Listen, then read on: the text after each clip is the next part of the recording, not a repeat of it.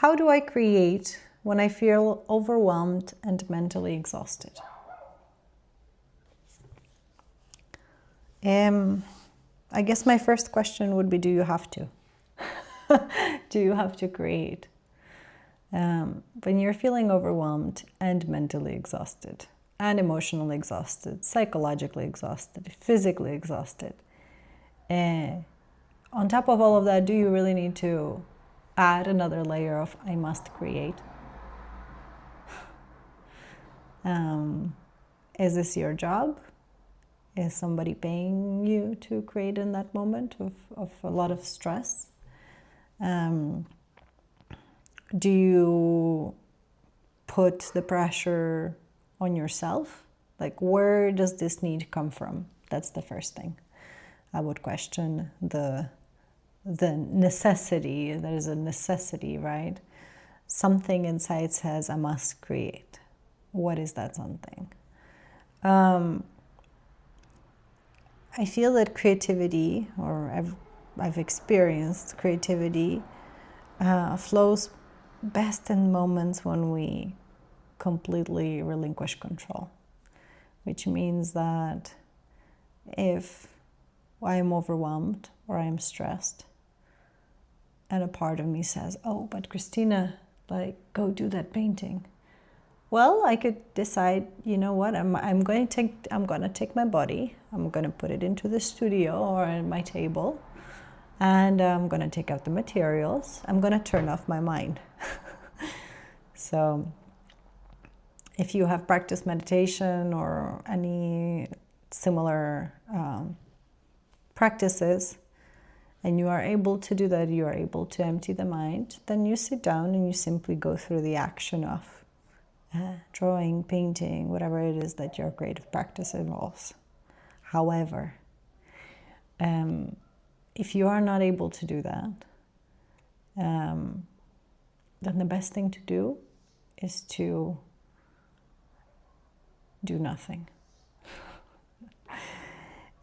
So unless this is a survival issue where you must create something because it's a life or death situation, I would highly recommend to listen to your body and what it needs. Listen to your mind and what it needs. If it's pushing, if it's forcing in any direction, that means you have to stop. That is the ego pushing. And nothing created out of the ego has ever been called good art. Generally, things that are created out of the ego are flat. They lack vitality. They don't gift that special quality to others. Art that is created out of presence does. So why am I giving you this advice? Because I myself have for many years struggled through creative block. How I got to actually have my creative block, I can talk to you about that in my next video. But the way I began to get out of it is that part of me just finally understood that nothing good will be created unless I surrender. So my body needs rest, my mind needs rest, and this feeling of like, oh, I am procrastinating, I'm lazy, I should, I need to, I have to. All those words, when they appear in the mind, they're indicators that actually the one thing that you probably actually need, not the one that you think that you need, but the one you actually need is rest. That means lie down on the bed or on a couch or go sit outside in the sun under a tree. I tend to walk barefoot on the grass and rest under my favorite tree, and that grounds me. Whatever grounds you. If you want to go on a walk with your dog, that's what I would recommend to do. Now, please don't bring your phone, nor audios, no podcasts. Don't watch TV. Don't call anybody. Just you with yourself and with that really busy, critical, overwhelmed mind. Take yourself on a silent date. A date that with yourself where the only intention is to not force anything that you don't want to do. Again, I mentioned this before. If there are things that are absolute have-tos for survival, you know, I have a deadline for my job, I'm getting paid. Well, unless I can email my boss and say, hey, I really can't today, and the boss says, no problem, well, I have to do that. If I am a parent, my children need feeding, feed the kids. Yeah, but these are obvious responsibilities. But besides that, there are all these other tasks and stressors that we ourselves create because we feel we're behind, because we feel we have to do better, and so this constant pushing is one of the reasons that we get overwhelmed. So sometimes just stopping and doing nothing is like the medicine that you're looking for. And I know it's hard. It actually is much harder to do nothing than to go on pushing yourself. When I did this for the very first time, I lay down on the couch and like put my head against the pillow. My dog was around, and I was so like, what do I do with myself? What is this? This is so strange. I feel like I'm being lazy. But I know I've lived through enough experiences that led me to that moment where I finally understood that there's no fighting against life. And so I know that I have to lie down and just do nothing. The wonderful thing that happens if you actually let yourself do nothing is that eventually the inner energy, the inner life begins to reharmonize and rebalance itself. So yeah, I took a little nap, and then suddenly I got an inspiration, this urge, but the urge that was not driven by fear, by stress, by anxiety, by have-tos. This inspiration, this like inner desire of like, I want to go for a walk.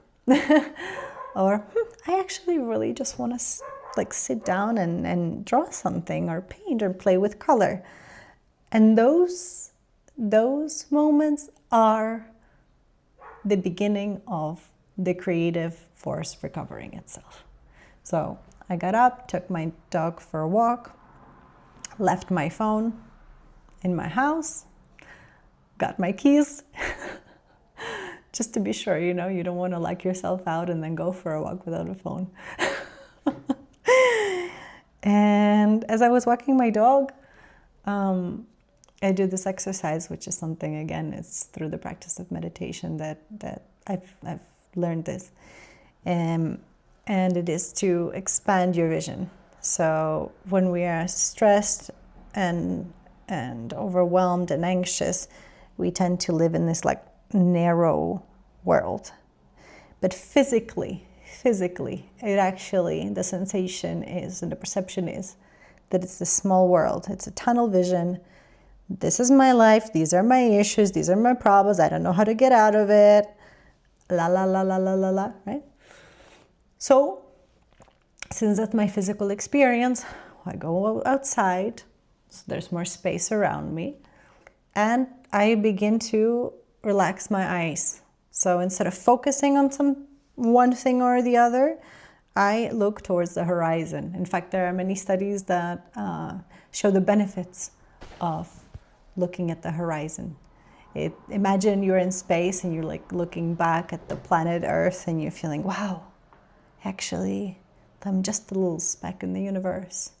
Well, this is a similar thing. This is this view of the world that's more expanded and more spacious. And it reminds me that there are more options than the black and white options that I'm seeing now. Not just the problem and the only one solution that I could possibly have, or no solutions and a lot of complaints, but rather that maybe a third option comes around, a fourth or fifth. And so during this walk, I just open my vision, my peripheral vision, I relax it, and I perceive things. So the wind on my skin, the temperature, I look at the plants, I observe the colors around me, I connect with my dog, and by the time I return back to my studio, to my home, there's something inside that's rejuvenated. And from that state, again, always asking myself, what do I need now? What do you need now, Chris? What do you want? Do you want to lie back down and rest some more? Is somebody inside in here still pushing you to do things? And more often than not, there will be the new Christina, the Christina that vibes on a higher frequency, that says, I want to make something. I want to create something. I want to play guitar. I want to sing. Now I want to call a friend, but not to complain, but to tell her about my nice walk. So anyway, I hope this helps you. If you have any particular questions, please let me know in the comments and I can go deeper into particular practices. And I will be uploading more videos about the process, about the materials that I use. I work in oils and watercolors and mixed media. I've been drawing and painting my whole life, so I will be sharing these like studio skills, but more importantly, I think I will be sharing content that has to do with the creativity and creative practice itself. What is it like to be human from my perspective? So welcome to my channel. Thank you for your time and your presence, and I'll see you next time.